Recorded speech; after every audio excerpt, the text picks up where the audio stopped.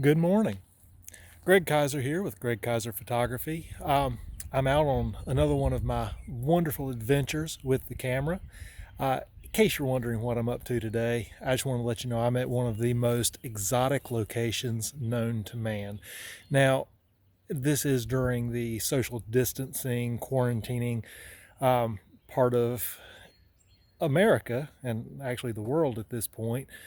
Thanks to the coronavirus, we're all trying to stay in and stay away from other people. So the best way to do that is to stay home. Real epic location, isn't it? Well, my location today is, well, home. Humble as it is. I've already got everything set up. As you see, I've got the camera set up here, and we have a pretty nondescript fence. Actually, the fence is about to fall apart. It's an old fence. We've got neighbors, all kinds of stuff. But the part I'm interested in today is the sky.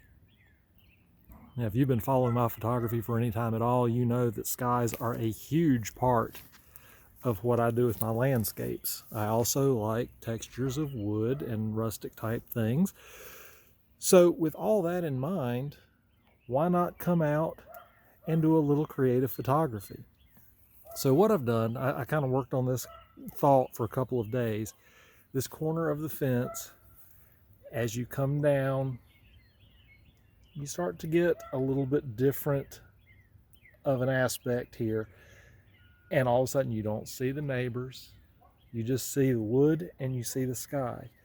So I've got the camera set up here. The Manfrotto tripod is down relatively low, so I can get that nice low vantage point. I've got the Acrotech ball head set up, and as you see, I'm making use of all the motion here and all the movement.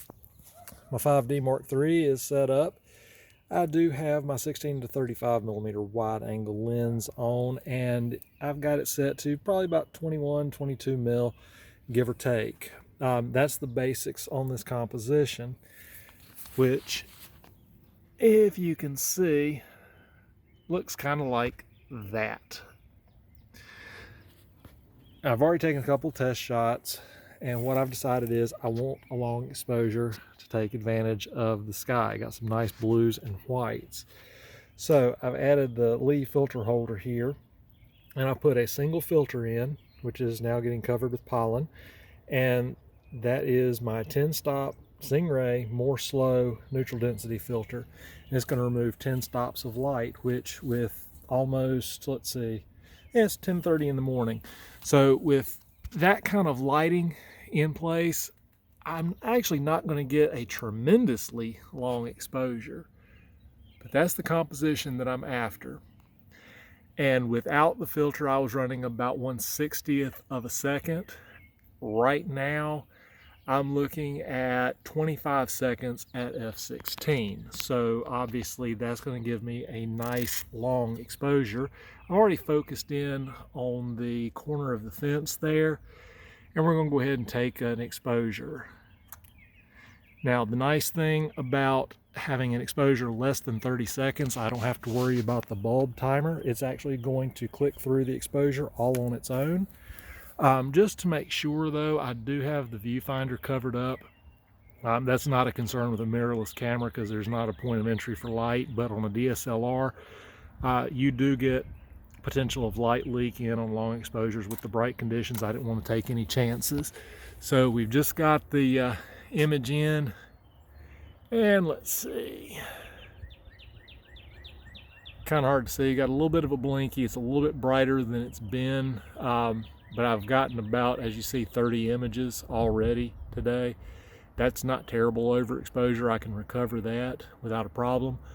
But the motion in the clouds is looking good. So what we can do, we can knock the aperture down just a little bit, go to f/18. And we're going to try another one at 25 seconds and see what we can do. But this is what we're looking at today.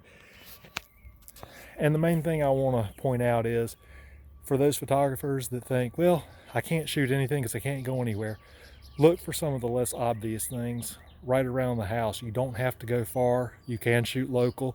And today I am shooting really, really local. In fact, I'm going out in flip-flops. Hi.